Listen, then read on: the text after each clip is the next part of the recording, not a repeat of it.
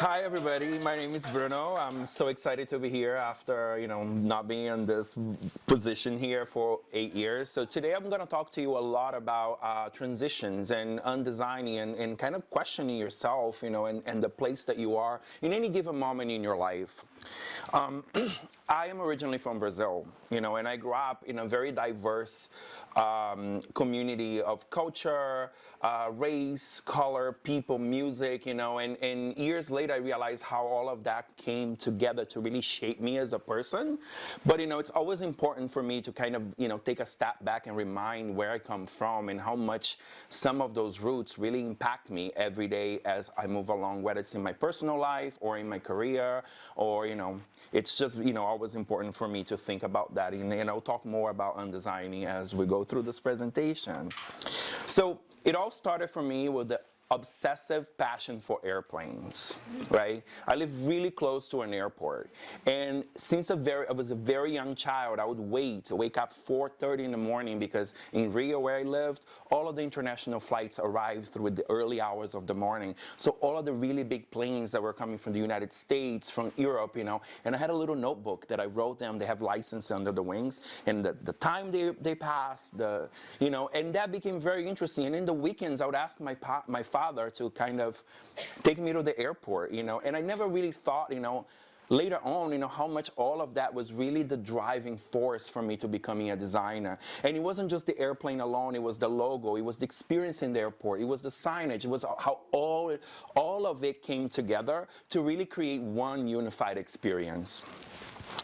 So I came to DSI as an undergraduate, so that passion for design really brought me here, and I was an undergraduate design student here at DSI, and in the beginning of my career, I really focused around print design. Typography was a big passion for me, and and I spent a lot of time designing for print, designing for TV, designing for websites, a time where UX design careers weren't really a thing, and we didn't even talk about research and why, why we create things, why are things, even though that kind of thinking was inherited in a lot of design professions that you see in architecture, in thinking about function, that wasn't something we talk a lot about. And SVA always brought that up. I had a professor here at SVA that would make you articulate why did you choose that color red, so that was really ingrained in me. But I felt that I needed more, and there's something that was missing, because as somebody that said the world as a system and an interconnectiveness, I felt that I was limited through that. So that's kind of what brought me here to DSI, right? I needed to get more understanding of that why, and looking at design programs everywhere, it just felt like, I went to design school, I design every day, and I needed something different, and DSI kind of gave that to me, not only in the sense of the skills, but I chose very specific images here to kind of highlight one of the core things that I got from DSI. It was the community. I never did one thing at DSI alone. Everything I did, I had somebody else, whether it was a friend, whether it was a professor or other people, but we always collaborated. We always worked together. There was never one project that I worked that I was alone. And that taught me lessons for my life career, right? Taught me how to disagree with people, taught me how to handle the person who doesn't do the work, right? Because those are all realities that you're going to deal with as you move. But it really taught me, it really gave me that gift and the importance of collaboration, that we weren't brought alone into this world, and we will never be able to do anything alone. So that was something that was really important for me. So here at DSI, not only I understood the tools and how to question the why, I also learned all of these extra soft skills that I never thought I would learn, that really helped me succeed where I am today in my career. So I did a lot of fun stuff here in DSI, and some of those you can see here. So I was able to, my thesis project was really thinking about sustainability and how do we create, a system where, we would kind of fight the overconsumption around fast fashion within college girls. And we didn't start there, but even though, I'm a male, and we were talking about sorority girls, college girls, and clothing, that thinking and that idea of systems really stayed ingrained in me. So I start seeing this connection over and over again. I also had an opportunity to do a really fun project up in Buffalo with the Buffalo Niagara Medical Campus. It's called Mutual City, where they really created this very interactive dashboards that brought the life of this community, of this medical campus community. Not only had research, medical research, but also had a lot of entrepreneurship and had a lot of innovations that today it's very common for us. But 10 years ago, it wasn't. A smart home was something very new, that only the people that, could afford something like that. Electric cars, all the things that we were talking about. And beyond that, also talking about, car sharing to go to the workplace, communal lunches, things that generally, it's not really common to think. And ultimately, I was very fortunate to, through DSI, to get a big grant to do a project in Mexico with the government that helped me to map the, some social problems across the city, across the city, to bring attention now to social problems with the government that wasn't looking.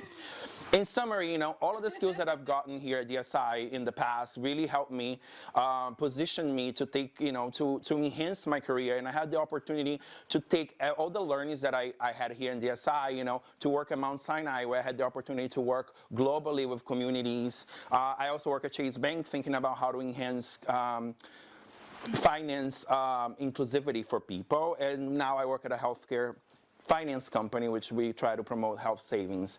My career has never, success has never felt like success for me, and that was something that I really struggled through my career until I started questioning, and this is where, thanks.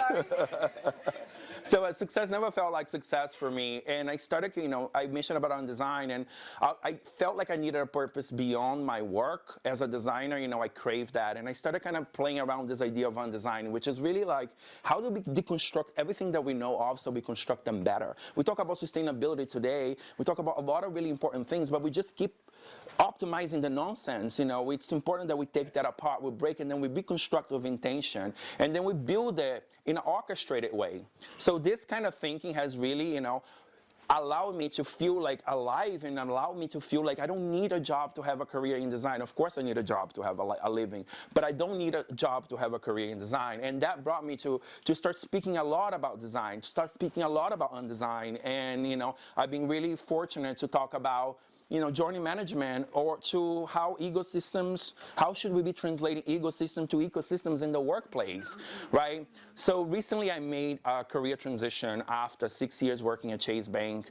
I joined a healthcare financial company that's really focusing around solving the healthcare affordability crisis in the United States, right? With some new regulations, health savings accounts becoming more easily available for people. And it's an interesting model that really kind of can help people succeed. So with that, my focus today, it's really around helping people really save, spend, and invest in their own healthcare, right? Just like you save for your 401ks, also think about how you can save long-term for your healthcare. And for me, having had a career also working healthcare earlier from DSI at Mount Sinai, that was really important, right? To always have some sort of driving mission to where I want to be next.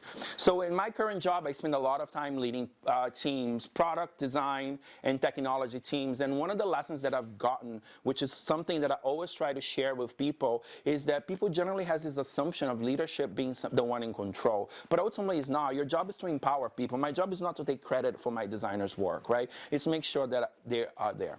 So I generally, all of the things that I've learned here at DSI, I try to give back to the world. So I do a lot of workshops with students around.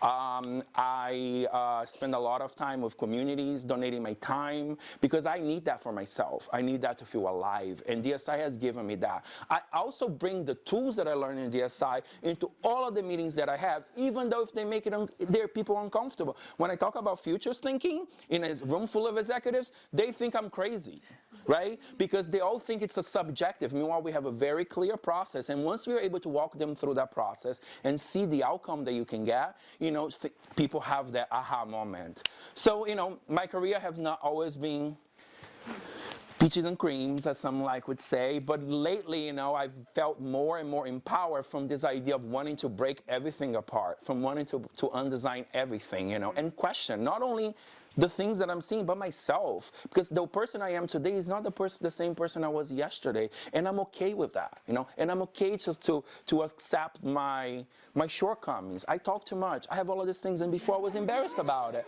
and now I'm like, you know what, this is who I am. So, you know, my career wasn't a linear trajectory. It was, you know, shaped from a lot of burnouts. It was shaped by a lot of pain and a lot of hard work, but I wasn't alone. And one of the things I can tell you, that my DSI community, Amir and our cohort, we're always together.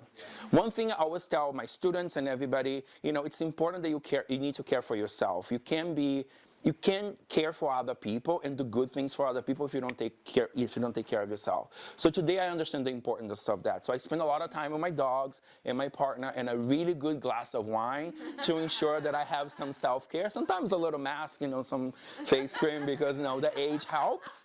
But you know, as I am now in my career, and I think, you know, I started a new job, but I'm already thinking about what's next and what I want out of my career. You know, I'm at a point where I really want to focus more around what's the meaning of living ecosystems? How can we translate the idea of a forest that self-sustains itself and does everything that it can do in the workplace, right? And make sure that, you know, if you are going to work every day and most of your life is going to spend there, we need to also create those environments that we want to be part of, and we have to model them the ways we want them to be, right? We have the agency and the power to do so. That's, you know, the sun sets every day, right? And wakes up the next day. And every day I ask myself, what is it that I'm going to do to help myself be a better person as well, and contribute to make the world and the communities I'm part of more healthy and sustainable and more positive. Thank you.